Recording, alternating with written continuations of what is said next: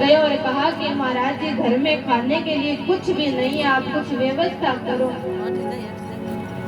तो महाराज जी ने कहा कि मैं तो अपने खाने के लिए भी निश्चिंत रहता हूँ, तो तेरे खाने की व्यवस्था कहाँ से करूँ। तो महाराज जी ने कहा, उस व्यक्ति ने कहा कि आप तो संत हो, कुछ तो करो। तो महाराज संत महाराज को दया लगी और महाराज जी ने कहा कि गांव में जो पीपल का पेड़ है, उस पेड़ के नीचे एक पत्थर पड़ा, वो पत्थर ले जा, तेरी दरिद्रता दूर हो जाएगी। अब वो व्यक्ति दौड़ा दौड़ा आया और महाराज जी ने जिस पेड़ के नीचे बताया था वहां पर आया और आकर के देखा तो उसे वो पत्थर मिल गया।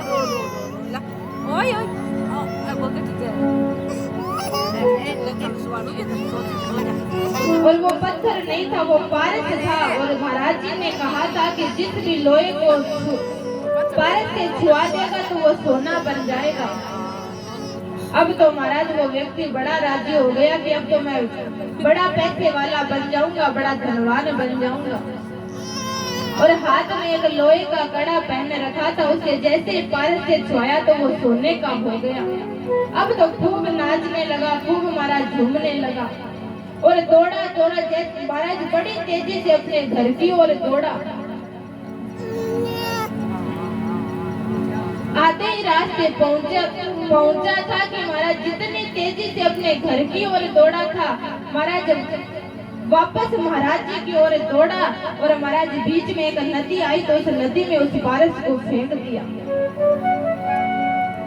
और दौड़ा दौड़ा महाराज जी के पास में आया तो महाराज जी ने कहा, क्या वह पारस मिला नहीं? बोले महाराज जी मिल गया था। तो बोले मिल गया तो अब यहाँ पर क्यों आया है? और उस पारस का क्या किया? महाराज जी पारस को मैंने नदी में फेंक दिया।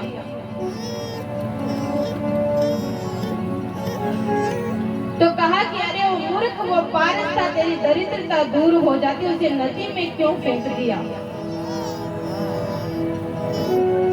तब उस व्यक्ति ने कहा कि महाराज मुझे पारस नहीं चाहिए,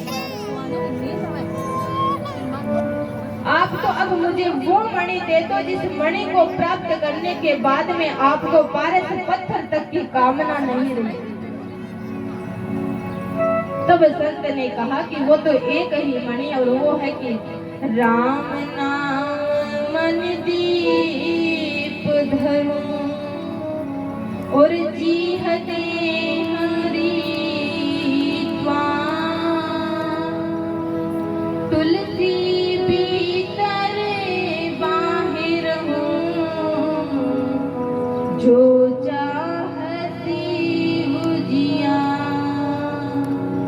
कि वो तो एक ही मणि और वो है राम नाम रूपी मणि।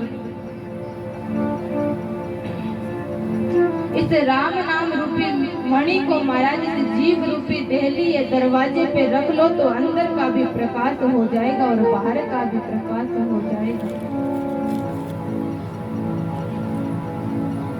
तो महाराज कर्दम ऋषि ने भी विचार किया कि घर में 9 कन्या है, इनकी भी शादी करनी है और भगवान ने भी तो